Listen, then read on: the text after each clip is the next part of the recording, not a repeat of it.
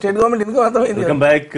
నల్లధన కుబేరులకు మరొక ఛాన్స్ ఇవ్వబోతోందా ప్రభుత్వం, దాని గురించి మాట్లాడదాం. రఘునందన్ గారు, నిజంగానే మరో ఛాన్స్ ఇవ్వబోతున్నారు. వాళ్ళ అన్ని పత్రికలు రాసే లెక్కలేని సొమ్ముపై 60% పన్ను విధించేలాగా కేబినెట్ ఏమైనా నిర్ణయం తీసుకోబోతోందా? సో మొత్తం అమౌంట్ ని లోపలికి ఆర్థిక వ్యవస్థలోకి తీసుకొచ్చే ప్రయత్నం జరుగుతోందా? ఇప్పుడు 2014 ఎన్నికలప్పటి నుంచి చూస్తే ఒక క్రమ పద్ధతి లోపల అవినీతిని అరికట్టేందుకు నల్లధనం మీద ఒక రకమైనటువంటి పోరాటాన్ని చేయమని చెప్పి ఆ రోజు ఎన్నికల ఫలితాలు బీజేపీకి ఎన్డీఏ ప్రభుత్వానికి అనుకూలంగా ప్రజలు ఇచ్చారు.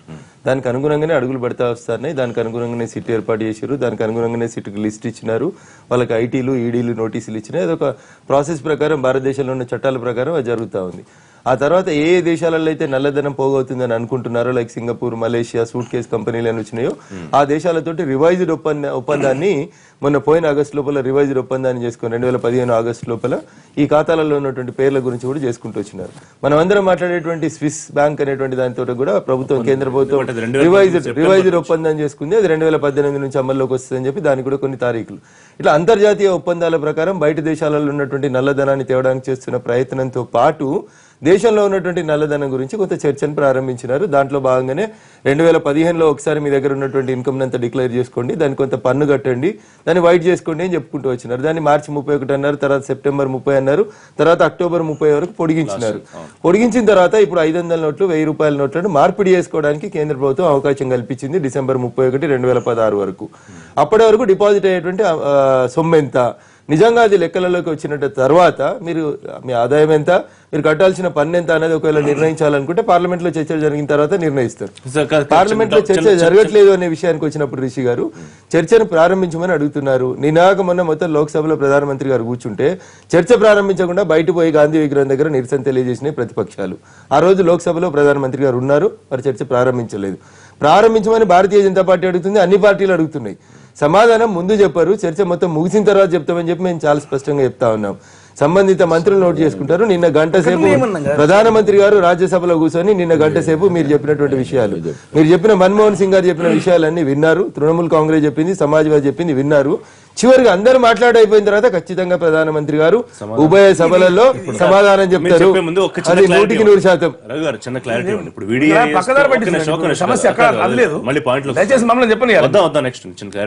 విడిఏఎస్ తో కొంత పన్ను కట్టి దాన్ని వైట్ చేసుకునే అవకాశం ఇచ్చారు. అది అయిపోయిన తర్వాత ఈ నిర్ణయం తీసుకున్నారు, సంచలన నిర్ణయం. ఇప్పుడు ఇవాళ మళ్ళీ వీళ్ళకి 60% పన్నుతోటి ఇక్కడ పత్రికలు వచ్చింది, 200% ఫైన్ ఉండదు, ప్రాసిక్యూషన్ కూడా ఉండదు అనుకుంటే కనుక మరి ఇంకా వాళ్ళకి అవకాశం ఇచ్చినట్టే కదా. అందరూ వైట్ చేసుకోవచ్చు కదా మొత్తం. ఒకటి గమనించాలి మీరు దయించి, మార్చి 31 తర్వాతనే మీరు ట్యాక్స్ రిటర్న్స్ ఫైల్ చేస్తారు. ఇప్పుడు డిపాజిట్ చేసినా రేపు డిసెంబర్ 31 తర్వాత మీరు ట్యాక్స్ ఫైల్ చేసి ఉండదు.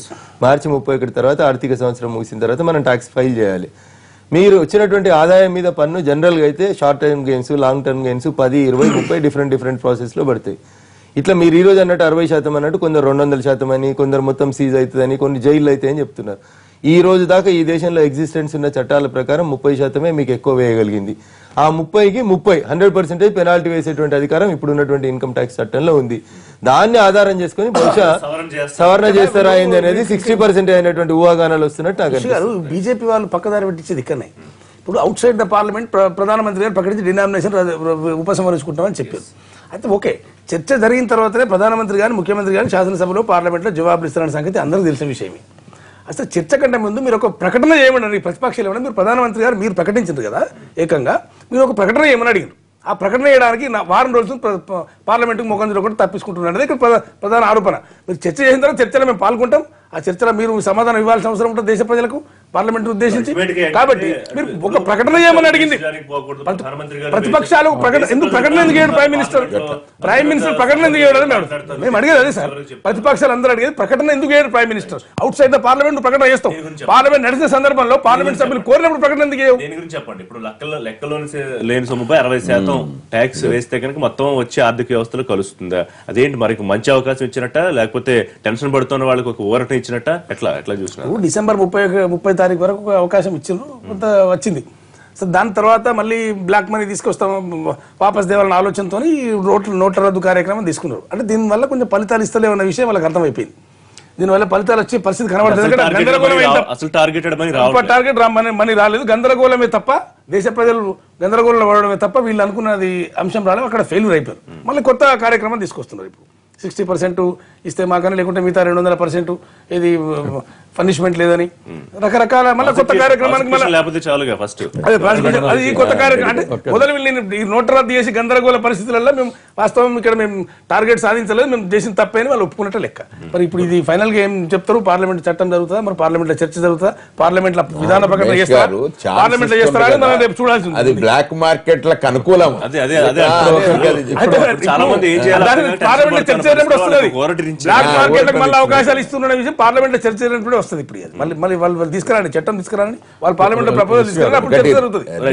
కానీ వీళ్ళు మాత్రం ఈ నవంబర్ 8 లో ఫైనల్ నవంబర్ 8 నాడు వాళ్ళు తీసుకున్న నిర్ణయం ఇప్పటి వరకు ఫెయిల్ అయిపోయిందనే విషయం వాళ్ళు మనకు చాలా స్పష్టం అయిపోయింది. ఇప్పుడు వారు చెప్పారు, మేము మా గవర్నమెంట్ అధికారంలోకి వచ్చిన దగ్గర నుంచి అవినీతి తర్వాత ఏంటంటే ఈ అక్రమాలు జరగకుండా ప్రయత్నం చేస్తాం.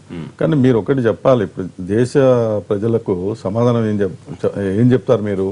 మేము అధికారంలోకి వచ్చినాక 100 రోజుల్లోనే చాలా వరకు ఈ సమస్య పరిష్కారం చేస్తాం, బయట ఉన్న అది చేయలేకపోయారు. ఒకటి, ఇప్పటి వరకు మీరు నల్ల కుబేరుల మీద చర్యలు తీసుకున్నవి ఏంటి? ఎవరి మీద చర్య తీసుకున్నారు? ఎంత రాబట్టారు? ఇప్పటి వరకు ఏం చెప్పట్లేక 650 మంది ఉన్నారన్నారు, వాళ్ళ పేర్లు కూడా బయట పెట్టలేదు, వాళ్ళ మీద ఎలాంటి చర్యలు తీసుకోలేదు. దానికి సమాధానం ప్రజలకు చెప్పాలి. రెండోది ఏంటంటే ఈ 60% అని అంటే వాళ్ళు అక్రమంగా దాచిపెట్టుకున్న డబ్బే కదా. లెక్క లేని అక్రమంగా దాచిపెట్టిన 60%, 30%, 50% ఏంది? అక్రమంగా దాచిపెట్టుకున్న డబ్బు బయటికి రావటం కొరకేగా ఈ నిర్ణయం తీసుకుంది. దాన్ని మొత్తం కూడా ఇచ్చేయాలి తప్ప మళ్ళీ దీంట్లో శాతం పెట్టి అంటే మిగతాదంతా వాళ్ళకు లీగలైజ్ చేయటమే కదా. వాళ్ళకు కూడా ఎంతో ఉపయోగం ఉంటుంది. అంటే అక్రమంగా డినామినేషన్ రద్దు చేయకుండా కూడా ఈ మూవ్ తీసుకుని ఉండొచ్చు. ఆ పని ఎందుకు చేయలేదు?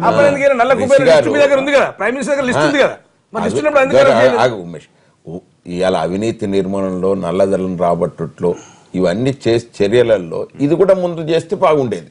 తీసుకోకుండా మనం మొదలు 500 నోట్లు 1000 నోట్లు రద్దు చేసినాం. రద్దు చేసినప్పుడు మనం ఏం చెప్తున్నాం అంటే మా రఘునందన్ తోటి నేను ఒకటే కోరుతున్నా, ఎంతసేపు నువ్వు డిపాజిట్ చేయనియవాన్ని చేయనిచ్చిన తర్వాత నువ్వు ఇన్కమ్ ట్యాక్స్ వాడు రిటర్న్లకు వస్తాడా రాడా తర్వాత చూస్తాం. నువ్వు ఇప్పుడు దాన్ని సైమల్టేనియస్ గా అది భయపెట్టేవాడికి ఇది భయపెట్టేవాడికి. మన దేశంలో అన్అకౌంటెడ్ అమౌంట్ ఎంతో ఉంటది. నల్లధనం ఉన్నటువంటి వాళ్ళ దగ్గరనే ఉన్నదన్నది కాదు, అన్అకౌంటెడ్ అమౌంట్ కూడా ఉంటది. అది పాపం వాళ్ళు ఈ నోట్లు రద్దు చేయటం వల్ల ఒకసారి వాళ్ళందరూ కూడా గుండె గుబేలు అనేటట్టుగా పరిస్థితి వచ్చింది. కాబట్టి వాళ్ళని ఏం చేస్తున్నావు, ఇప్పుడు అవన్నీ కూడా బ్యాంకులలో జమ చేయండి అని చెప్తున్నావు. జమ చేస్తున్నప్పుడే నువ్వు జమ చేయకముందే నువ్వు చూడు ఇంత చేస్తావు అంటే 2.5 లక్షలు దాటివా అంటే నేను ఇన్కమ్ ట్యాక్స్ లో పెడతాం, జైల్లో పెడతాం. ఇదేందే ఇది అర్థమే కాదు. దొంగతనం చేసా మీ ప్యాకెట్ నేను కొట్టేసిన, దొంగతనం చేసిన వాళ్ళు మాకు చెప్పకపోతామే కానీ స్టార్టింగ్ వచ్చి ఏంటి అని అంటే వేస్తాడు తప్ప వేసిన తర్వాత నిన్ను పట్టుకుంటా అంటే. రెండో విషయం, మరొక ఛాన్స్ ఇచ్చినట్టే, గ్యారంటీ ఇచ్చినట్టే. ఎందుకంటే నల్ల కుబేర్లను వాళ్ళని రక్షించడానికి ఇది ఒక మంచి అవకాశమే. ఎందుకంటే జైళ్లకు పోతామనే భయాందోళనతోటి కొంతమంది ఏదో రకమైనటువంటి యొక్క ధనాన్ని చేసేటువంటి అభిప్రాయం. కానీ ఇప్పుడు ఈ అవకాశం చట్టంలో సవరణ చేయటం వల్ల అటువంటి వాళ్ళకి అవకాశం వస్తుంది. దానివల్ల మరి ఇంకా ధనం వస్తుంది అనేటువంటి కాస్తోటి చేస్తుండ్రా, దాని మీద చర్చ జరిగి మేము అందుకొరకే మొదటి నుంచి అనేది చర్చ జరగాల్సిందే. ఇప్పుడు ఎంత నల్లధనం బ్యాక్ వచ్చిందని రంగారెడ్డి గారు అడిగారు. 1,25,000 కోట్ల రూపాయల ధనము నల్లధనము వీడియో స్కీమ్ కింద 45% కట్టుకొని రెగ్యులరైజ్ చేసుకోమన్నప్పుడు బయటకు వచ్చిందని రిజర్వ్ బ్యాంక్ చాలా స్పష్టంగా ప్రకటించింది. అది ఒక వారు ఇంకొకటి అన్నారు, ఏదో లిస్ట్ ఉంది 650 సంబంధించింది. ఒక నిమిషం వారు ఇంకొకటి అన్నారు, ఒక్క నిమిషం అన్నా నేను చెప్పిన తర్వాత మీరు చెప్పండి, నాకేం ఇబ్బంది లేదన్నా. ఇంకొకటి వారు ఏమన్నారు, 650 మంది లిస్ట్ ఉంది 7 ఉంది అని అడిగినారు. అది ఆగస్టు 2015 లోపలనే దాన్ని సుప్రీంకోర్టుకు ఎంబీ షా కమిటీకి ఇవ్వడం జరిగింది. సుప్రీంకోర్టు దాన్ని ప్రకటించొద్దు అని చెప్పింది, మేం చెప్పలేదు. అది ఎప్పుడు ఇయ్యాల రాలేదు. మా ఉమేష్ అన్న గమనించాల్సింది ఏంటంటే అది ఎప్పుడు వచ్చిందంటే అన్న ఒక నిమిషం, కేంద్ర ప్రభుత్వం దగ్గర ఉన్నది ఒకటే ఒక లిస్టు. 2009 ఒక నిమిషం వినండి, 2009లో కేంద్ర ప్రభుత్వానికి బయట నుంచి వచ్చినటువంటి లిస్టు ఒకటే ఒక లిస్టు. ఆ లిస్టు మోడీ గారి దగ్గర ఇంకో లిస్ట్ ఉంటది, ఇన్కమ్ ట్యాక్స్ దగ్గర ఇంకో లిస్ట్ ఉంటది.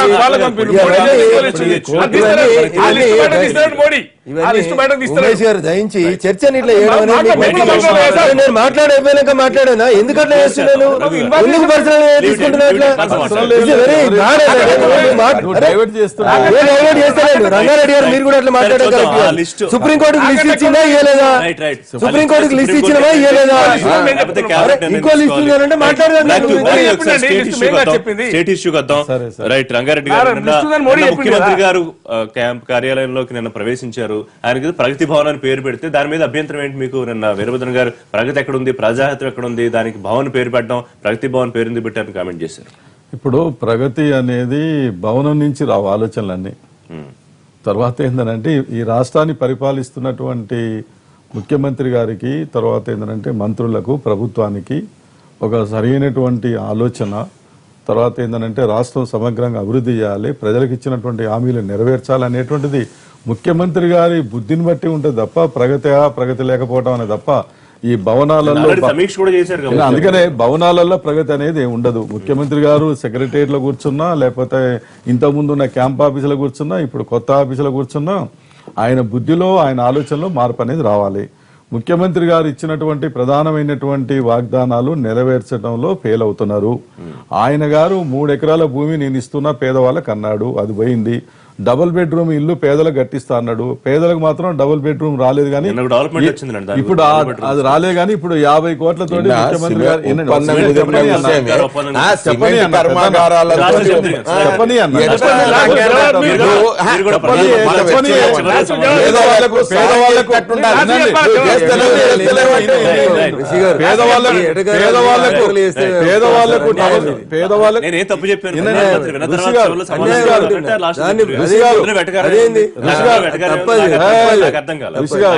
పేదవాళ్ళకు డబుల్ బెడ్రూమ్ ఇల్లు మాత్రం రాలేదు. కానీ ముఖ్యమంత్రి గారికి మాత్రం పెద్ద భవనం మాత్రం 50 కోట్లతోటి పోయినరు. ప్రజలు కూడా అడుగుతున్నారు,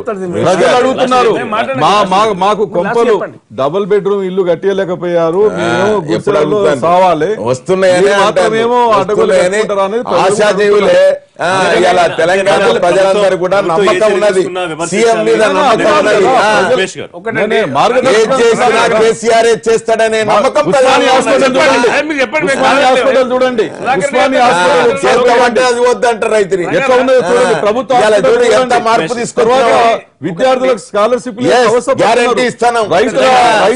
రైతులు చనిపోతా ఉన్నారు. ఈ విషయాలను 4200 కోట్లు చెల్లించినాం.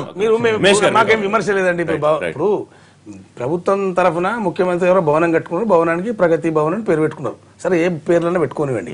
అయితే ఇప్పుడు ముఖ్యమంత్రి గారు కొత్త భవనం కట్టిన చర్చకు వస్తే, ఇప్పుడు నిన్నటి వరకు ముఖ్యమంత్రి గారు కూడా పెద్ద భవనమే ఉంది, చిన్న భవనం ఏం లేదు, చాలా పెద్ద భవనం ఉంది.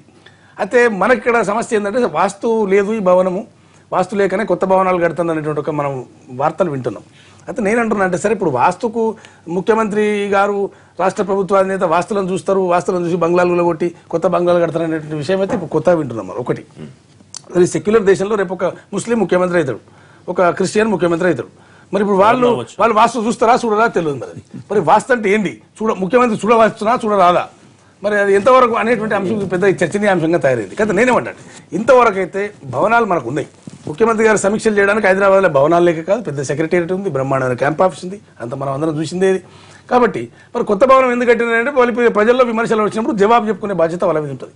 అయితే మేమేమన్నామంటే, కాంగ్రెస్ పార్టీ అసలు ఎన్నికల్లో ఇచ్చిన ప్రణాళికలు అనేకం ఉన్నాయి, అనేక భవనాలు కడతామన్నారు, డబుల్ బెడ్రూమ్ ఇల్లు కడతామన్నారు, వాటి మీద మీరు దృష్టి సారించండి. కొత్త భవనాలు ఏముంటుంది అది మేము చేసినట్టు విమర్శ మీరు భవనం కట్టుకుని ఉంటూ మాకు అంశం కాదు. అక్కడ మీరు ఎన్నికల ప్రణాళికను విస్మరించి కోట్ల రూపాయల నిధులు దుర్వినియోగం చేసి మరి ఇటువంటి భవనాలు కట్టడం అవసరమా? ఒక బంజారా భవన్ అని చెప్పి చెప్పారు 2 ఏళ్ల కింద, ఆ బంజారా భవన్ కాలేదు వరకు, ఇంకేందో క్రిస్టియన్ భవన్ అని చెప్పారు, అవి ఏ భవనాలు కాలే. మరి ఈ భవనాలు అవుతున్నాయి అన్నటువంటి ప్రజల్లో చర్చ ఉంది.